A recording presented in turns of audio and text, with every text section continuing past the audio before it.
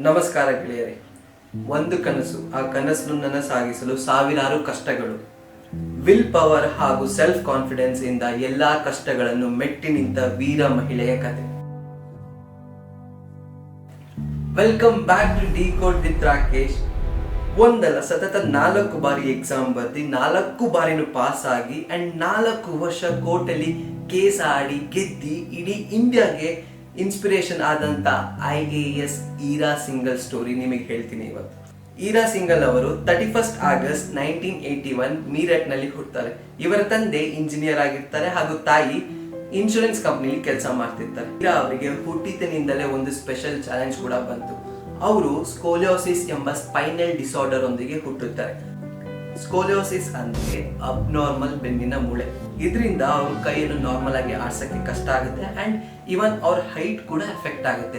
Medical report ಪ್ರಕಾರ ಇವರಿಗೆ 62% ಲೋಕೋಮೋಟರ್ disability ಇರುತ್ತೆ. ಆದ್ರೆ ಇವರ ಪೇರೆಂಟ್ಸ್ ಎಂದು ಇವ್ರನ್ನ ಡಿಫ್ರೆಂಟ್ ಆಗಿ ನೋಡಲ್ಲ.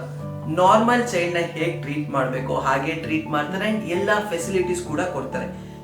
ಇವರು NSIT ಅಲ್ಲಿ ಕಂಪ್ಯೂಟರ್ ಇಂಜಿನಿಯರಿಂಗ್ ಮುಗಿಸಿದಲ್ಲದೆ ಡೆಲ್ಲಿ ಯೂನಿವರ್ಸಿಟಿಯಿಂದ MBA ಕೂಡ ಮಾಡ್ತಾರೆ. ನೆಕ್ಸ್ಟ್ ಇವರು ಕ್ಯಾಡ್ಬರಿ ಹಾಗೂ ಕೋಕೋ ಕೋಲಾ ಅಂತ ದೊಡ್ಡ ಕಂಪ್ನಿಲೂ ಕೆಲಸ ಮಾಡ್ತಿರ್ತಾರೆ. ಆರಾಮ್ ಲೈಫ್, ಕೈ ತುಂಬಾ ಕೆಲಸ ಇದ್ರು ಚಿಕ್ಕ ವಯಸ್ಸಲ್ಲಿ ಕಂಡ ಕನಸು ದೇಶಕ್ಕಾಗಿ ಏನಾದ್ರೂ ಮಾಡಬೇಕು ಅನ್ನೋದು ಇನ್ನೂ ಜೀವಂತವಾಗಿರುತ್ತೆ.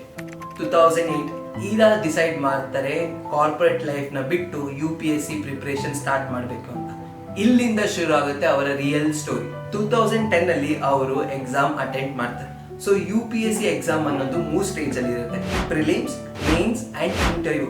ಈ 3 ಸ್ಟೇಜ್ ಅನ್ನು ಕ್ಲಿಯರ್ ಮಾಡಿದ ಮೇಲೆ ನಿಮ್ಮ ರ್ಯಾಂಕ್ ಪ್ರಕಾರ IAS, IPS, IRS, IFS ಅಂತ ಸರ್ವಿಸ್ ಅಲೋಕೇಟ್ ಮಾಡ್ತಾರೆ. ಸೊ ಇವರು 2010 ಅಲ್ಲಿ ಅಟೆಂಡ್ ಮಾಡ್ತಾರೆ ಅಂಡ್ ಪ್ರಿಲಿಮ್ಸ್, ಮೇನ್ಸ್, ಇಂಟರ್ವ್ಯೂ ಎಲ್ಲಾನು ಕ್ಲಿಯರ್ ಮಾಡಿ ಎಕ್ಸಾಮ್ ಕೂಡ ಕ್ರ್ಯಾಕ್ ಮಾಡ್ತಾರೆ.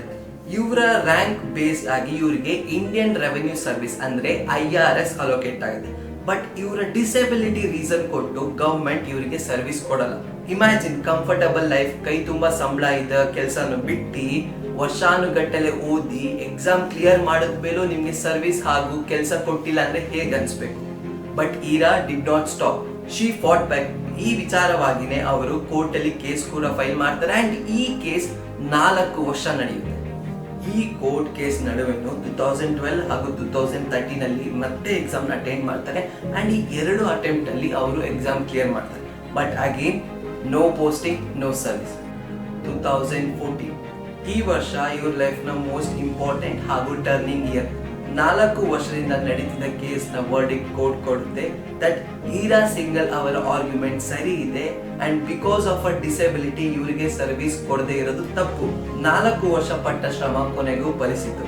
ಇದೆಲ್ಲ ಒಂದ್ ಕಡೆ ಆದ್ರೆ 2014 ಅಲ್ಲಿ ಈರಾ ಮತ್ತೆ ಎಕ್ಸಾಮ್ ಬರೀತಾರೆ ಅಂಡ್ ಈ ಸಲ ಬರೀ ಪಾಸ್ ಆಗ್ತಾರೆ. ಇಡೀ ಇಂಡಿಯಾಗೆ ನಂಬರ್ 1 ರ್ಯಾಂಕ್ ಬರ್ತಾರೆ UPSC ಎಕ್ಸಾಮ್ ಅಲ್ಲಿ. ಎಲ್ಲಾ ಕಡೆನೂ ಇವ್ರದೇ news. Differently abled women conquered UPSC, IRS to IAS. ಆದ್ರೆ ಈರಾ ಅವರ ರಿಯಾಕ್ಷನ್ ಮಾತ್ರ ಹಂಬಲ್. ಅವರು ಒಂದು ಇಂಟರ್ವ್ಯೂ ಅಲ್ಲಿ ಹೇಳ್ತಾರೆ, ಈ ಗೆಲುವು ನಂದು ಮಾತ್ರ ಅಲ್ಲ, it is for every person with disability who think they can't achieve. ಇದು ನನ್ನ ಪೇರೆಂಟ್ಸ್ ಕೂಡ ಗೆಲುವು, ಬಿಕಾಸ್ ಅವರು ನನ್ನ ಬೇರೆ ರೀತಿ ನೋಡದೇ ಇರೋದು. ಇವತ್ತು IAS ಈರಾ ಸಿಂಗಲ್ ಸೀನಿಯರ್ ಬ್ಯೂರೋಕ್ರೇಟ್ ಆಗಿ ದೇಶ ಸೇವೆ ಮಾಡ್ತಿದ್ದಾರೆ. ಇವರು ಡಿಸೆಬಿಲಿಟಿ ರೈಟ್ಸ್ ಅಲ್ಲೂ ಕೂಡ ಆಕ್ಟಿವ್ ಆಗಿ ವರ್ಕ್ ಮಾಡ್ತಿದ್ದಾರೆ. ಇನ್ಫ್ಯಾಕ್ಟ್ ಈರಾ ಅವರು ಎಷ್ಟೊಂದು ಗವರ್ಮೆಂಟ್ ಇನಿಷಿಯೇಟಿವ್ಗೆ ಬ್ರ್ಯಾಂಡ್ ಅಂಬಾಸಿಡರ್ ಕೂಡ, like ministry of women and child development, department of disability affairs, NITI Aayog and many more. Ira ಅವರು ಯಾವಾಗಲೂ ಒಂದು ಮೆಸೇಜ್ ಹೇಳ್ತಾ ಇದ್ರು: never define your life by what you cannot do, define it by what you can. And this is something ನಾವೆಲ್ಲರೂ ನಮ್ಮ ಲೈಫಲ್ಲಿ adapt ಮಾಡ್ಕೋಬಹುದು. So friends, ಇದಾಗಿತ್ತು ಈರಾ ಅವರ ಸ್ಟ್ರಗಲ್ ಟು ಪವರ್ ಸ್ಟೋರಿ. ಈ ಸ್ಟೋರಿ ನಿಮ್ಗೆ ಇಷ್ಟ ಆಗಿ ಇನ್ಸ್ಪಿರೇಷನಲ್ ಅನ್ಸಿದ್ರೆ do subscribe to our channel and next ವಿಡಿಯೋದಲ್ಲಿ ಯಾರ ಬಗ್ಗೆ ಹೇಳಿ ಕಮೆಂಟ್ ಮಾಡಿ. ನಮಸ್ಕಾರ.